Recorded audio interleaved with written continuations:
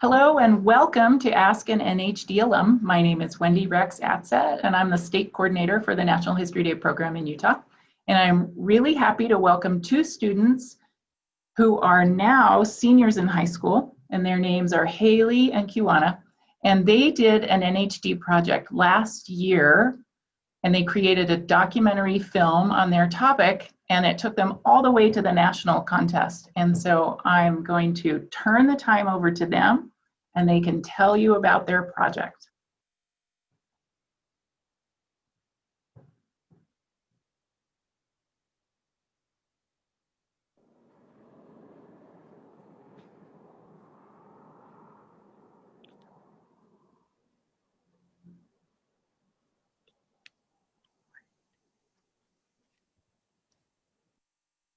Okay, sorry, my audio was a little messed up a little bit.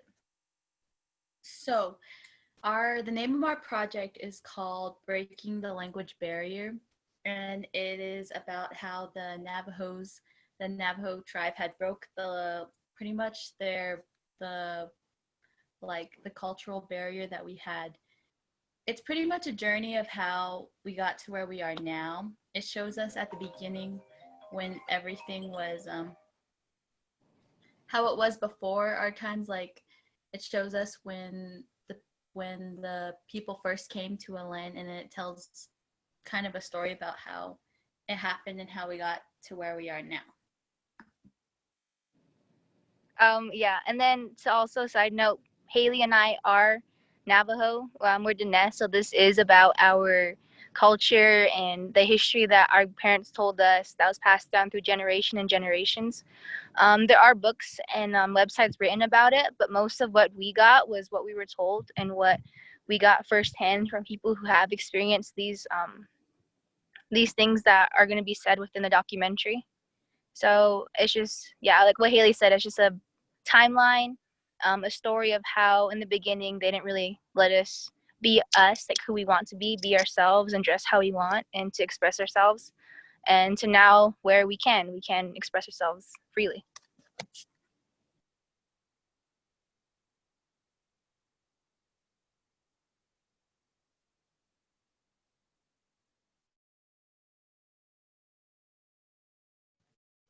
Okay, so that's pretty much what it's about. So I'm going to play a little piece of the video that me and Kiwana had made.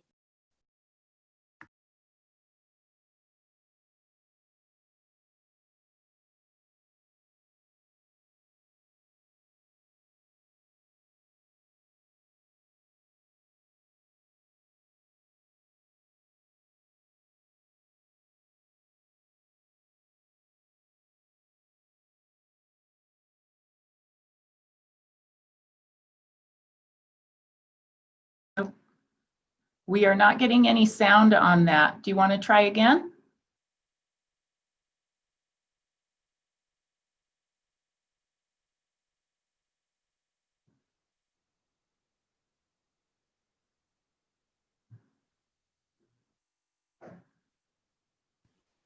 Okay.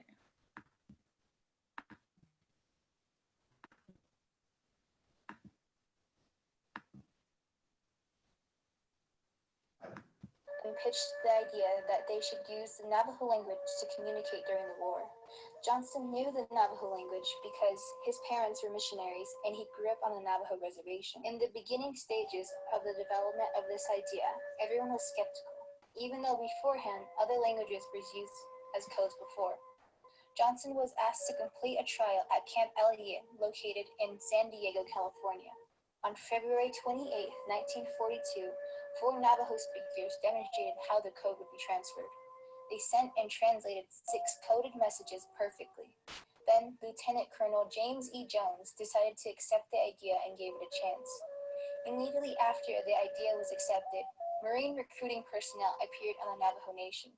They proceeded to enlist 29 volunteers from boarding schools all over the Navajo Nation, with the exception of certain guidelines.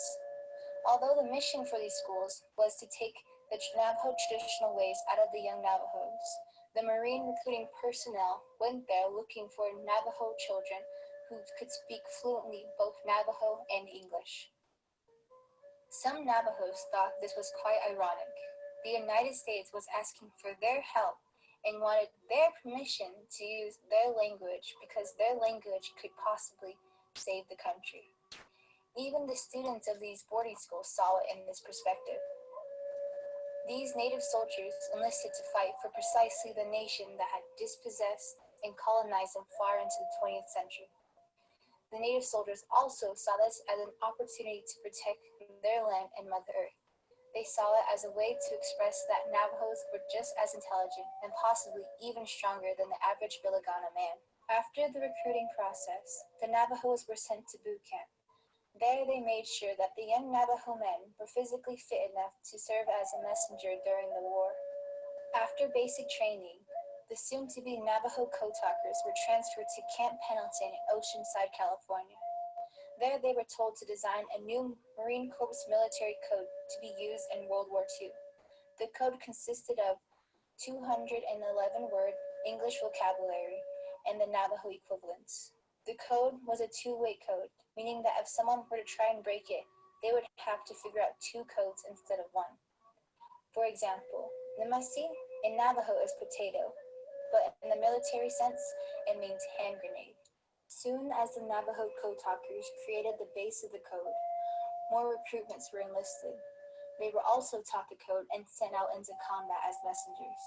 The Navajo code talkers participated in every major Marine operation in the Pacific Theater, giving the Marines a critical advantage throughout the war. In the near-month-long Battle of Iwo Jima, 6 Navajo code talkers managed to successfully transmit more than 800 messages without errors. The Marine leaders at the time noted that the Navajo code talkers were critical to the victory at Iwo Jima. The code of the Navajo code talkers was a key weapon in warfare. Because of that, the United States decided to keep it confidential until everything about the war had died down. Post-war was a tough time for the Navajo code talkers. Many of them suffered from post-traumatic stress disorder. One of the factors that played into PTSD was the fact that they could not talk about what happened during the war. Neither could they share the remarkable code that they designed and translated themselves. It was not until 1982 when the President of the United States, Ronald Reagan, recognized the last of the code talkers. This was where the original 29 Navajo code talkers received the Congressional Gold Medal for their service to the United States of America.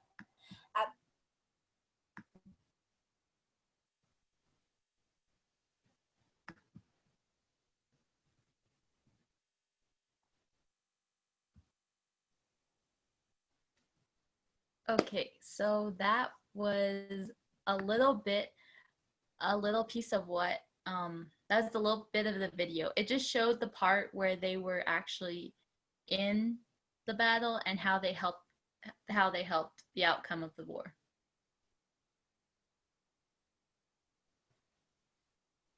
So how did you guys decide what topic you wanted to do for NHD? This is a really important heritage topic for your people, right? And it's a story that you probably grew up hearing. Am I right about that? Yeah, actually on the Navajo reservation, there is a Navajo Code Talkers Day, and they do celebrate it. So it's a big impact, and there's museums dedicated to it. I think, so when we were searching and we were like thinking about a topic to do, Haley and I already knew we were gonna be partners, and we kind of wanted to just tell a little bit of our history and just bring awareness to what we had to go through before and what our ancestors experienced. So we kind of just want to tell a little bit about ourselves, express ourselves in a certain way, and tell our story.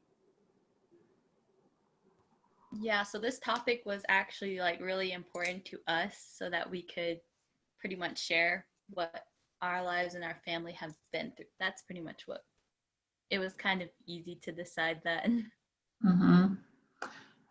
I loved how you tied your project last year to our theme, which was breaking barriers. And you really talk in the video about how language was something that was contested, that it was taken away from Navajo people through the boarding school experience and through a lot of policies that try to force acculturation, right? And then that through the Navajo code talkers and their service during World War II, that helped to restore that language. And that's kind of how you frame, you know, that's the central barrier that's broken here, but it all kind of circles around this, the importance of your language. Do you want to talk a little bit more about that?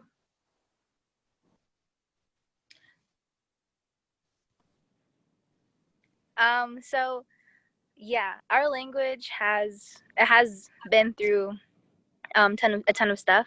And the thing is, with our culture, Haley and I's culture, our like language is the culture. Language is what we use every day, is what we use to pray, and language is just it's our meaning and our way of saying, I don't know. They say like things said in the English language, it means some, but to us, if you say it in Navajo, it means so much. And there's stories that Haley and I could tell you that our grandparents getting after us, and in Navajo hurts more than when they're getting after us in English. It has more meaning, and like I don't know. I think growing up around it and growing up learning it is just something that's had a really big impact on us. Yeah. Probably having our family around and they would always speak that to us. That's probably one of the biggest things that's one thing they would always talk to us, and they would tell us everything that we need to know because it's important to us and it's important to them. So we found a way for it to help us, and it is actually really important. Yeah, it's just your project has a lot of nuance and it's complex and it's not a straightforward story, and it's, you know, I think you've done a really nice job sharing that. So talk to us a little bit about deciding to do a documentary. Have you ever made a documentary film before, or was this totally new?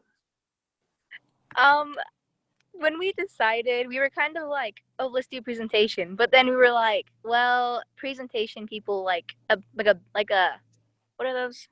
An exhibit? Yeah, an exhibit. We kind of thought like that's what everyone pretty much does. And so we were like, we've never made a documentary before. I can tell you that. It was definitely a new experience. We wanted to try something new, and it worked out.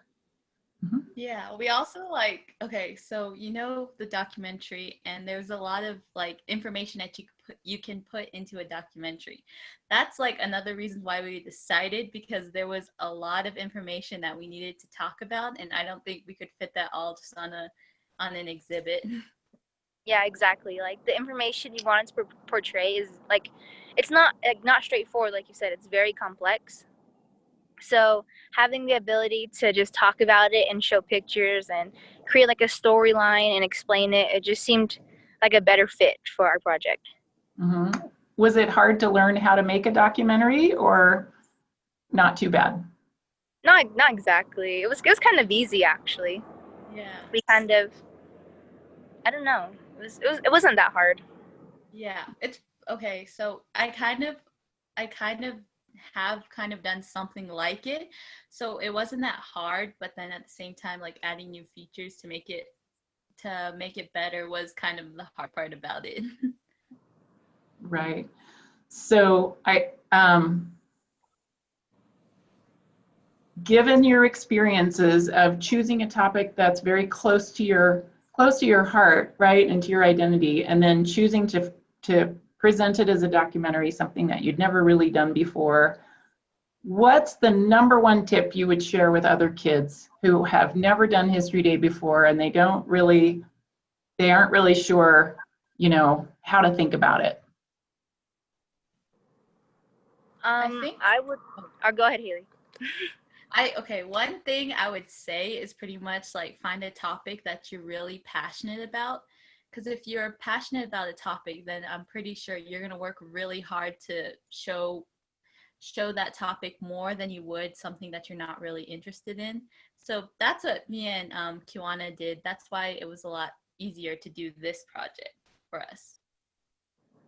I'd also like to add on, like, and having like a topic that we really enjoy and we wanted to know more about. The thing is, we wanted to know more about it. We wanted to ask about it. We wanted to let everyone know, like ask our parents and our grandparents to give us something to talk about. So I would say getting out of your comfort zone isn't that bad.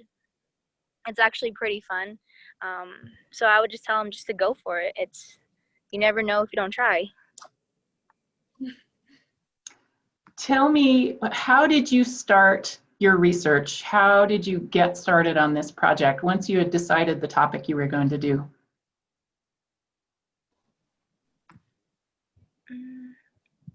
Well, I think since I've written papers on it, like the topic, not the topic itself, but like on the Navajo code talkers and them breaking and them like helping the war and helping communicate across troops. So I think, well, I kind of already knew, but like if I were to just start, I kind of just started like asking my mom and asking and kind of like looking it up on the internet, just browsing and browsing and browsing, finding websites that I could trust. So that's kind of how I did it. Yeah, like some of the knowledge that we already that we put in there are some things that we already knew too. So then if we already knew some things, we just had to find more details about it. So it was a lot easier to talk to my parents and my grandparents about it. That's pretty much what I did about it. And then we looked at reliable sources after that. Mm-hmm. So there's a lot of stuff on the internet, right? There's a lot of stuff on Navajo Code Talkers on the internet. How could you tell which sources were trustworthy? So the Navajo Nation has the website. Their sources obviously are going to be pretty valid. So that was one of our sources. Also, there's museums here. So I went to those museums, and then I also just asked. And the Navajo Nation, you can call them and you can say, hey, I need information on this. Do you know where I can find that? And then the person there will be able to help you guide through their website and say, oh, if you click here and here, and then there's more. And then also, some of the sources, I like to see who the author was. Sometimes, but in today's world, some authors aren't as great as others, and they kind of portray on a different side of the story rather than just telling me facts about things. So that's kind of how I did it. So we kind of just called the government.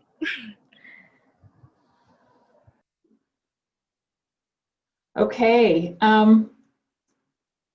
Did you find any sources in your research that contradicted each other? And then how did you figure out how to make sense of that, or what to do when two sources might have said things that didn't match up?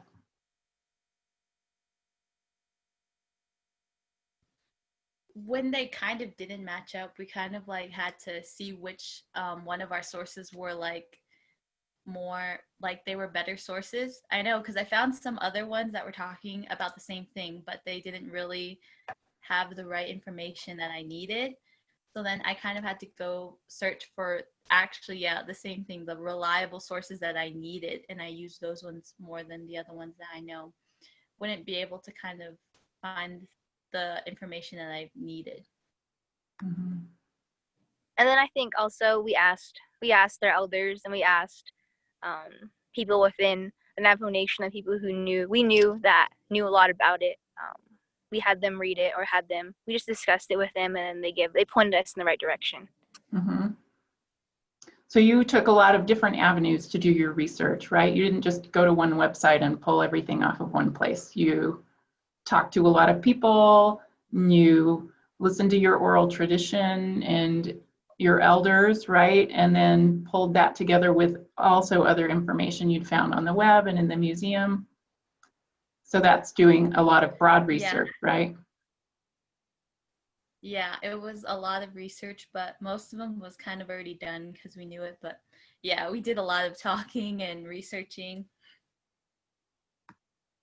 So how did you, how many times did you revise your script? And as you start to build a documentary, you have to match up your script, the words that you're going to say, and then you have to match them up with the images that you're going to show. And how much revision did that take? Did it take a long time? And how did you do that? Okay, so for us, like I said, I wrote a paper about it like way before. So I kind of like dug that up and I was like, okay, we can say this and then we can say some of this. But it took quite a while because you have to physically talk.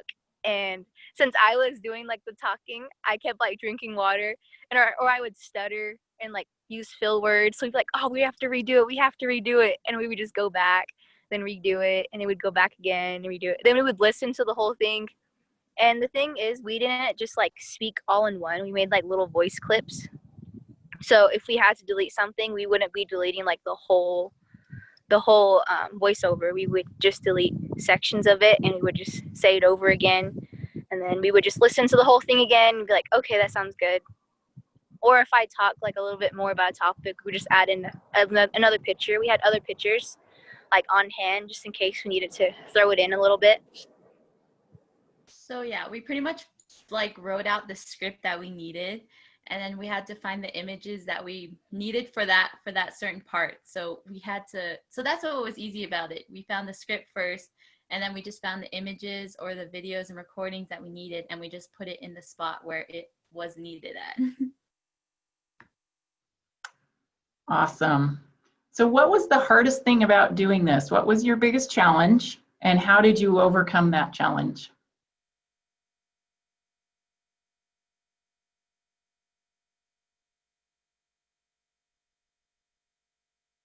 You I know, think go ahead this time. I think the biggest challenge was the length of the video.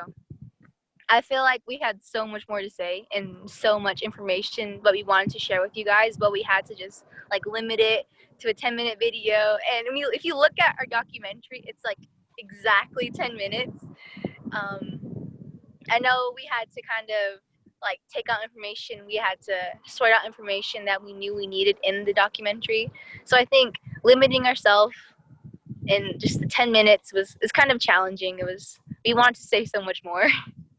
Yeah, that was actually pretty hard because when we first wrote our script, it was like longer than 10 minutes and we had to like keep condensing it as like to just 10 minutes. That, yeah, pretty much was one of the hardest parts about this project. Because you really have to prioritize your information. You can't put everything in it. And so you really need to pull back and say, all right, what's my argument really? How am I relating this project to the theme? Make sure that you're clear about those things and then prioritize kind of from there, right? So it holds together around that central idea. Yeah, that's what we had to do. It took a lot because a lot of the information that we have kind of, you have to learn like the background behind it. So we pretty much had to get one of the biggest main points out of them and put that in the video.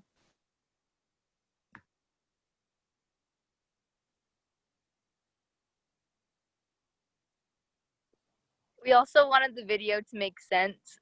So we had to like remember to put in information that would help lead to certain events and would help like follow a little timeline instead of just putting in like the main things. So yeah, prioritizing our information was definitely the hardest.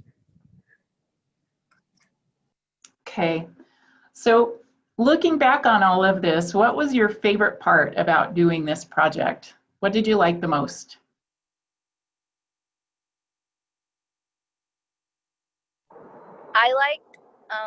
I like the fact that Haley and I got to learn more about the topic we chose together. I know there were some times where we would so in like an awe moment. We just look at each other like that happened, or like I don't remember that, or I remember, and then I don't know. We just like our communication together and us tying the facts together. We were kind of just like in awe and just thinking about like what our grandparents had to go through, and I think the process was just so much fun. Yeah, based on that, I also like how we got to like show people our culture and how we got to where we are today. Like it wasn't easy, but we got to where we are because of certain reasons. And I like showing people that there's more to just a story than just that one part. There's different backgrounds and other things that you can learn about. And I like that we got to share people, and then we got to learn more ourselves too. Yeah, sharing our culture is just something that I enjoy also. It's just, I don't know, people don't really think about the background or think about the what it all took to make a person. So I love sharing about that. You know, I love hearing you say that even though the story of the Kotakers was familiar to you because you've grown up hearing it and it's an important part of your people's history, that there was still so much you didn't know and things that surprised you, and that you really were able to kind of piece together a little bit more about, you know, how the past kind of builds a bridge to where we are now.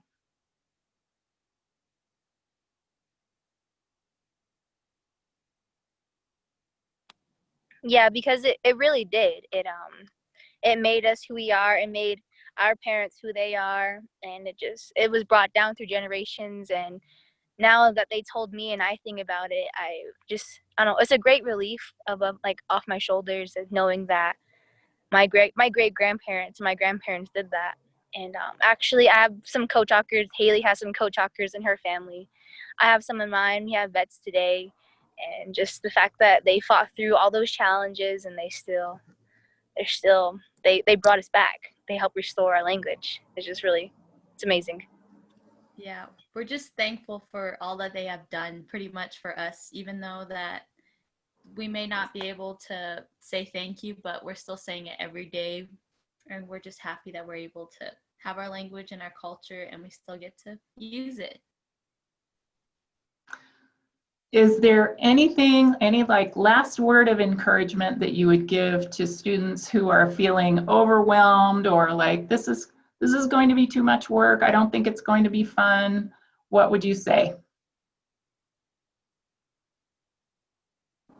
I would say you don't know if you don't try.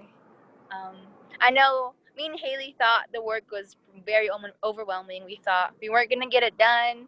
I know we had a little tight schedule, and me and Haley would say every night, should we just stop? Should we just submit what we have now? But then we were thinking about like, no, we have time. We can keep going. I also want to say that just find a topic you really enjoy. Find a topic you're really passionate about, something that hits close to home, something that you can even ask your parents about. You can even ask just some sources already, but just don't give up. Once you start, finish it. You can do it. Yep, it's pretty much to like give it your all. If you're already in it, then you might as well as try your best to do it. Because me and Wana didn't think that we were gonna get that far. We just thought that we were just gonna do it just to have fun with it. So we are like, okay, let's try it. But then we kept getting further and it got exciting. So we kept working harder and harder on it, even though it was like a lot of work for us because we're multitasking with like school and our busy schedules, but we just kept going. And I would just say work hard no matter what. You're in it, just go all out. Exactly. Okay, any last words from you two before we wrap it up tonight?